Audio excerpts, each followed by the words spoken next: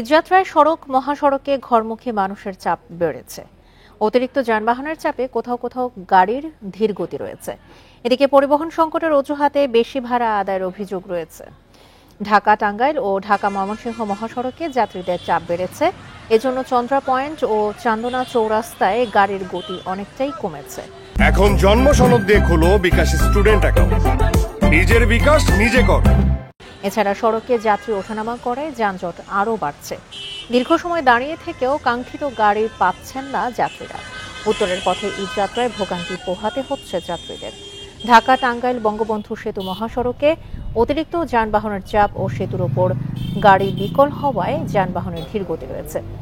এদিকে যানজট না থাকায় দক্ষিণাঞ্চলগামী যাত্রীরা সহজেই পদ্মা সেতু পাড়ি দিয়ে গন্তব্যে পৌঁছাচ্ছেন।